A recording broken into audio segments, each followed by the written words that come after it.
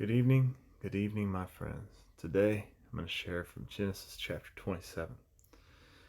Starting in verse 41, it says, And Esau hated Jacob because of the blessing wherewith his father blessed him. And Esau said in his heart, The days of mourning for my father are at hand. Then I will slay my brother Jacob. And these words of Esau, her elder son, were told to Rebekah. And she sent and called Jacob her younger son, and said unto him, Behold, your brother Esau, as touching you, does comfort himself, purposing to kill you. Now therefore, my son, obey my voice, and arise, flee thou to Laban my brother to Haran, and tarry with him a few days, until your brother's fury turns away, until your brother's anger turns away from you, and he forgets that which you have done to him. Then I will send and fetch you from there. Why should I be deprived also of both of you in one day? And I just had to point out, how God works, because,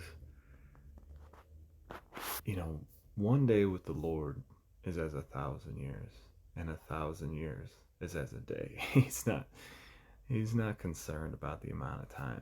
But it's interesting to see that Rebekah tells Jacob, hey, go and stay with him a few days until your brother's fury turns away.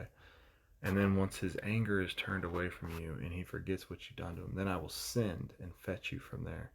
Why should I be deprived of both of you in one day?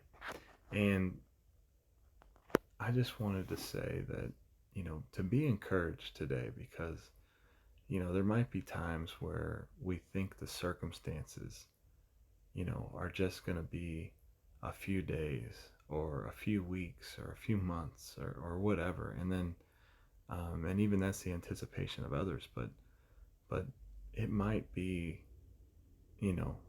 decades later. But God is so merciful and good because, we don't even have to think like that, because our human mind,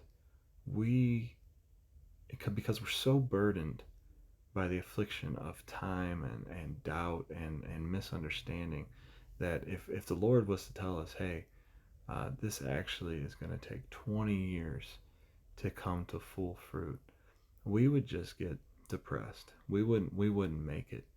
But like what Rebekah tells Jacob at this point is, be there a few days, you'll come back whenever your brother's not upset anymore.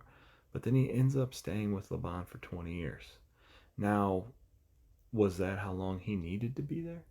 I'm not sure, because obviously Jacob probably was stuck there because he told Laban that he would work for him for 7 years for the wife, and then Laban tricked him into another 7 years, and then he spent some time trying to, work for the flock. And I'm sure that maybe Rebekah had sent to fetch Jacob back, but he had declined. But we don't see that depth of the story. We don't know. Maybe Rebekah never touched base with him again. I doubt it. It's her son. She probably went and visited him and all kinds of stuff.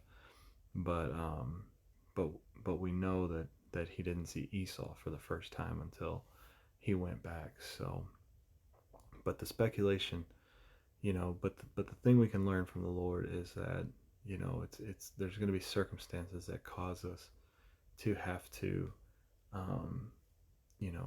do something drastic, a drastic change in our life, or there's something that happens that's dramatic, and we're like, okay, these circumstances, it's just going to be like this for a little bit of time. It's just temporary, but and at the end of the day, it's all temporary, even if it's something that changes dramatically in your life that lasts till the day that you die. It's temporary. It's nothing compared to what God has planned for you.